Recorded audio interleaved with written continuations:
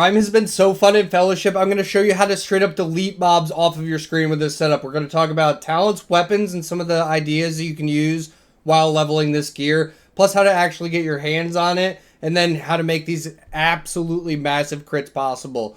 Let's dive right into it.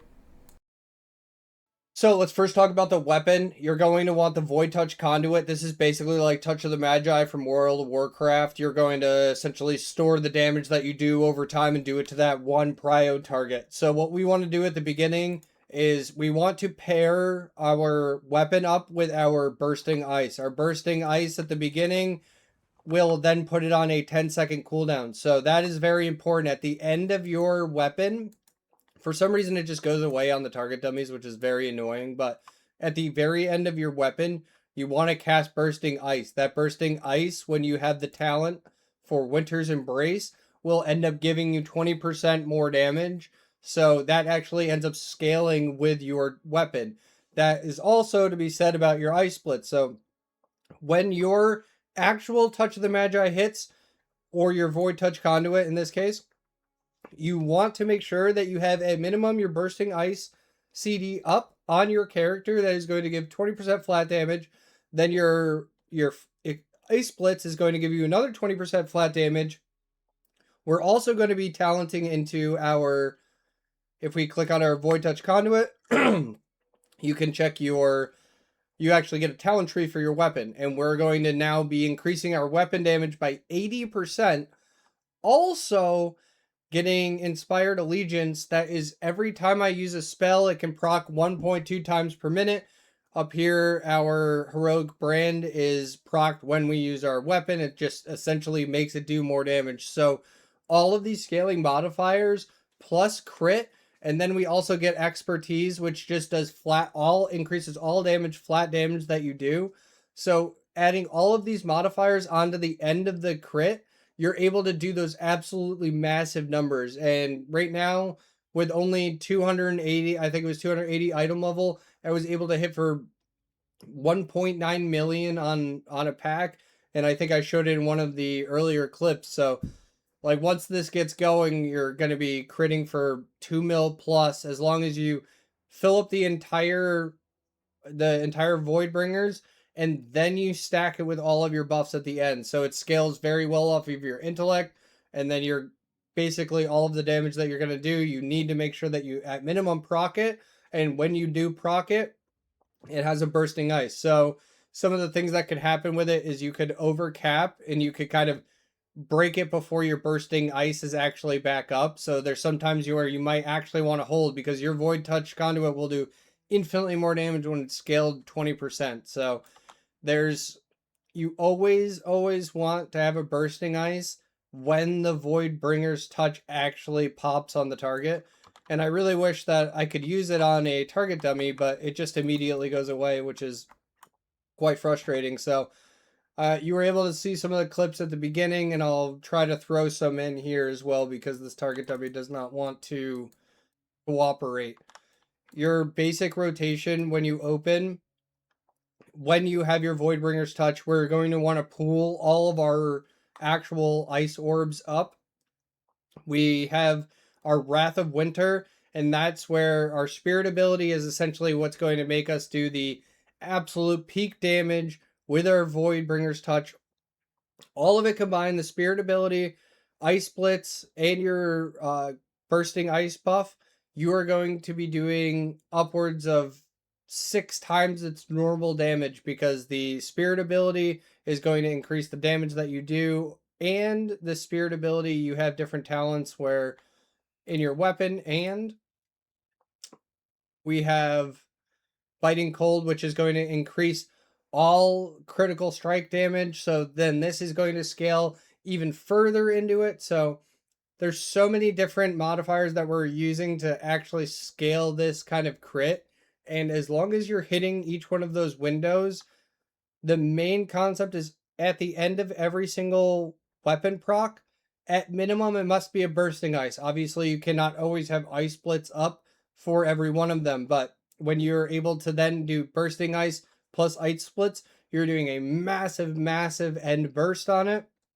But then when you finally get to see your Ice Splits is up, you're almost going to have your spirit ability, your Wrath of Winter, and then you have your Bursting Ice.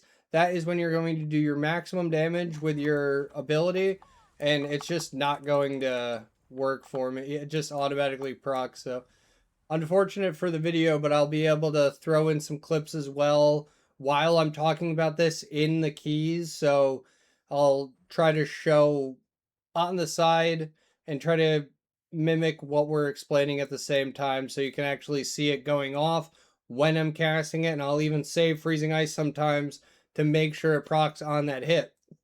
20% more on a crit, then that's essentially 40% more at the end. I'm getting more crit power. I mean, it's just, there's so much that's scaling on top of it. You just always need to make sure you hit those windows. So this has been one of the better classes right now. There's a couple different builds we can do.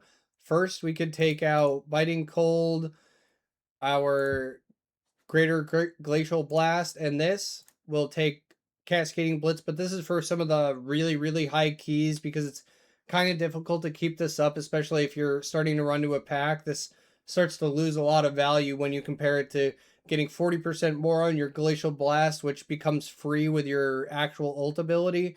Your Biting Cold is making your crits do more, and then Tundra Guard is one of the best defensives in the entire game. It makes your Frost Ward here, it makes it 8 seconds long, plus it heals you for the damage, some of the damage that you're doing in it. So 35% of the damage that you do while you're in your CD, you become a very, very tanky, and then you have a lot of random gems that end up proccing some form of healing. I don't think I have too many of them right now.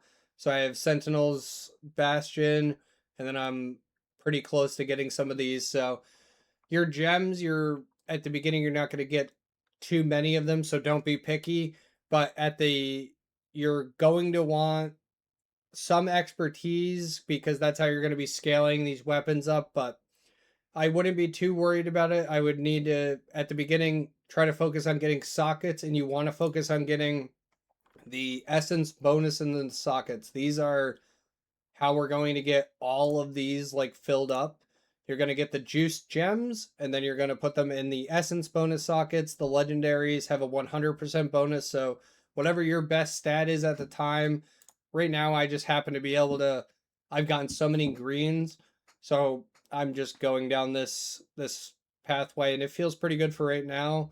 I think that once I get the first strike, 15% expertise, and I get a couple more expertise on here, I'm going to be hitting over 2 million on some of these.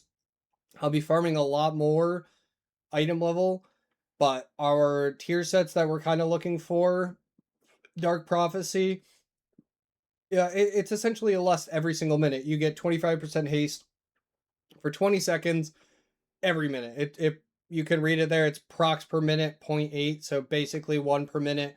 We're looking for all of our sockets here, and I'm trying to span out some of the gems. Then we want our other Dark Prophecy. I have the Spirit ability. This is going to give us 20% in our Spirit ability. Excuse me. We want, obviously, Void Touch Conduit. I have a lot of the different trinkets here, so whatever the dungeon dictates is kind of what I wear. But these are my two highest item level ones for now. I got another Essence bonus up here, but for the most part, you want to make sure that you're getting the tier sets, and as soon as you don't have the tier sets, all of the other pieces have sockets. Obviously, that's easier said than done.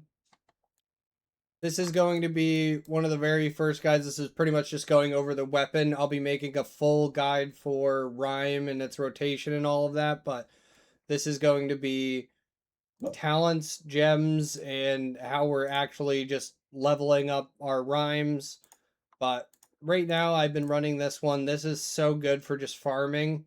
If you're probably doing the highest keys, I would definitely recommend doing something like this. If you're running, a lot of people are running some of the other, like a completely different legendary. I'm currently running the Bursting Ice, gives you the 2 second longer buff. So essentially, when I hit Bursting Ice, we'll save those. I am actually going to get my I will have my buff for 5 seconds instead of 3 seconds. So it normally, if you read down here, Bursting Ice lasts for 3 seconds. And so mine is now 5 seconds. And that is going to give you a pretty massive window when actually fighting these mobs to get an extra ice comet in, or try to get that Voidbringer's touch so you don't have to like wait at the very, very last second to hit it. So that's also something they should do, is fix Voidbringer's touch on the target dummies, because as soon as you touch an ability, it just goes away, which is very unfortunate. That hopefully they can fix that.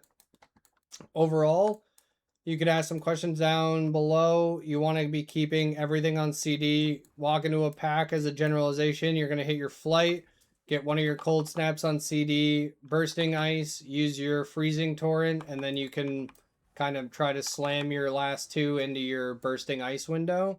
And then you'll, depending on what you actually have up, you can go into your full rotation. But I really would recommend waiting for Wrath of Winter, or waiting for your Voidbringer's touch in Wrath of Winter with Ice Splits and your I'm missing one buff here, but all buffs at once is how you're going to get that maximum effect and just absolutely delete these things off the face of the earth.